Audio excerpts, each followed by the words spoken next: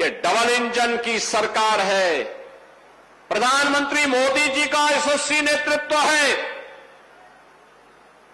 जो उत्तर प्रदेश कभी पहचान के लिए मोहताज था, आज उत्तर प्रदेश पहचान के लिए मोहताज नहीं, बल्कि वह भारत की अर्थव्यवस्था का एक ग्रोथ इंजन बन करके भारत की अर्थव्यवस्था को मजबूती प्रदान करने के लिए तैयार खड़ा हुआ है।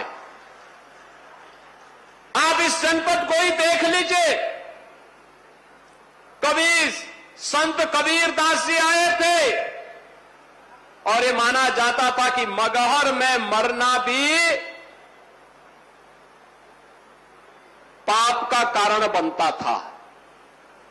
आप सोचो, आज मगहर में जाइए, संत कबीर एकेडमी है, ऑडिटोरियम है, मां परिनिर्वाण स्थली का सुंदरीकरण हुआ है और उसके ठीक पार, जैसे ही आमी नदी के पार आप जाएंगे, गोरखपुर का औद्योगिक क्षेत्र गीडा वहां से प्रारंभ होता है। पूर्वी उत्तर प्रदेश के हजारों नौजवानों को वहां नौकरी के रोजगार की गारंटी प्राप्त होती है।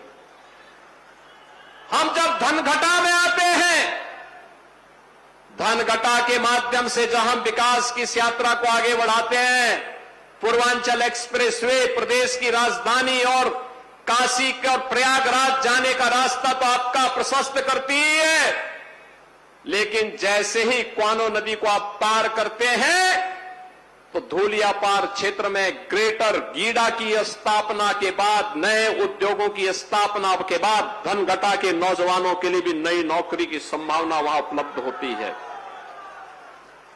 हम मैदावल में जाते हैं तो मैदावल विधानसभा क्षेत्र में बखेरा झील फिर से वहां पर एक इको टूरिज्म के नए सेंटर के रूप में, रामसर साइट के रूप में विकास को आमंत्रित कर रही है। बहनों और भाइयों, विकास की प्रक्रिया, हाईवे का निर्माण, एक्सप्रेसवे का निर्माण, जनपदीय सड़कों का निर्माण, ग्रामीण सड़कों का निर्माण युद्ध स्तर पर तो हो रहा है, अन्य कनेक्टिविटी को ही मजबूती प्रदान करते हुए विकास की गति को कई गुना बढ़ाने का कार्य कर रहा है। जहां पे उच्च शिक्षा के संस्थान नहीं, वहां संस्थान खोले जा रहे हैं। कहीं डिग्री कॉलेजेस, कहीं पॉलिटेक्निक, कहीं आईटीआई, कहीं चिकित्सालय। पुराने जो विद्यालय थे, ऑपरेशन कायाकल्प के माध्यम से